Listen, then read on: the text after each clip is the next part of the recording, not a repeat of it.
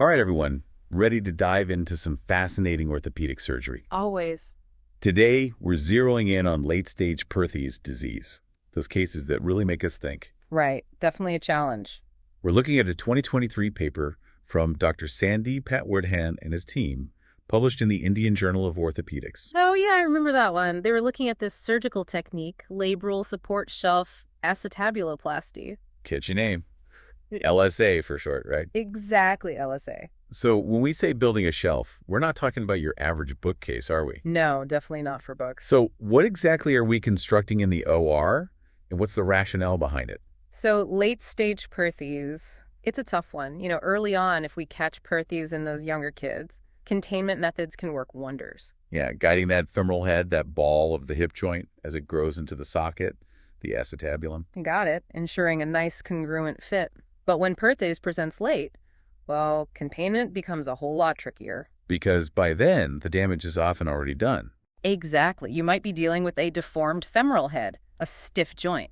And those traditional methods just don't cut it. They just don't, and that's where LSA comes in. So sounds like LSA is our heavy hitter for these complex cases. Walk us through it. What's happening in the OR during an LSA? Okay, so picture this. We're essentially trying to widen the socket, that acetabulum, to provide better coverage for the femoral head. And how do we do that? By creating a bony extension above it. And that, my friend, is our shelf. You got it. This shelf won't hold your anatomy textbooks, but it will hold that femoral head in place. That's the idea. We're talking bone grafts, precise cuts. It's almost like carpentry. You're not wrong. We use specialized instruments for those cuts and harvest bone grafts, typically from the iliac crest, to actually build this supportive shelf. Yeah. It's all about restoring that crucial ball and socket mechanics, even in these tricky late-stage cases. It's amazing what we can achieve. It really is. Now, speaking of those complex cases, Patwardhan's team had their fair share in this study. They did, yeah. What kind of outcomes did they observe with LSA? Well, they took a look back at 35 patients who had undergone LSA, and get this, over 70% achieved excellent or good Harris hip scores. Those are some promising numbers. But for our listeners who might not be hip score aficionados, Sure, yeah. what do those scores actually tell us about a patient's function? Good point. So basically, the Harris hip score, it's a way to measure hip function.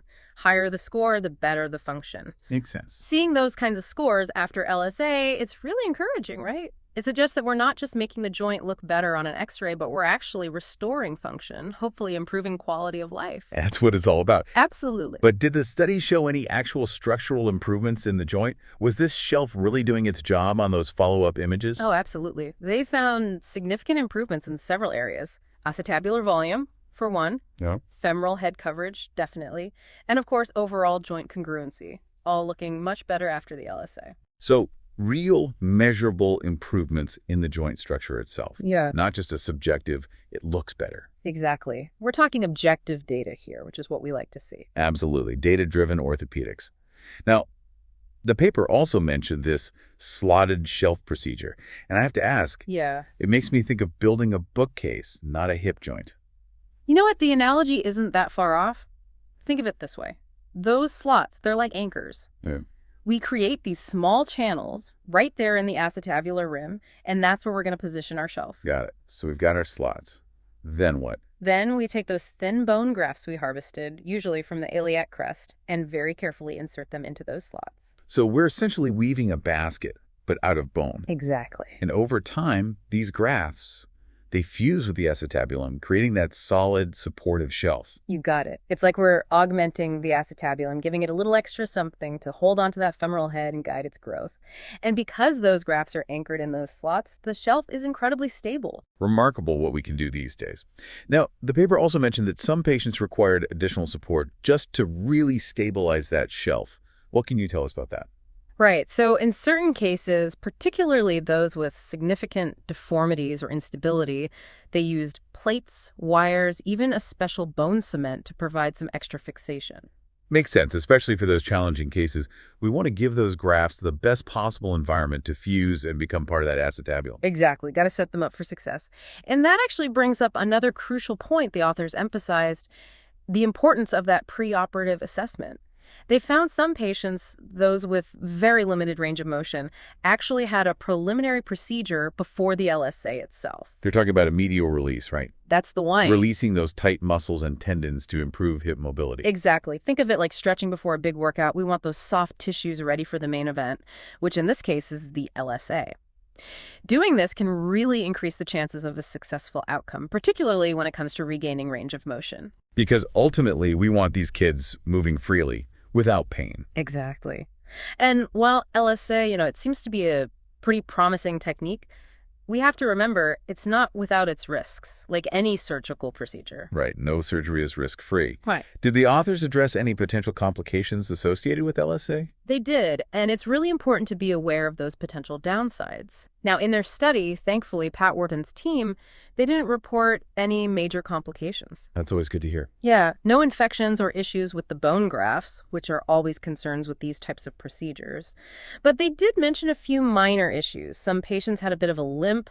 Some had some lingering stiffness in the hip. Which, to be honest, isn't all that surprising, given the complexity of this procedure and the nature of late-stage Perthes. Right, and it really highlights how important it is to have those thorough conversations with our patients, their families, before surgery.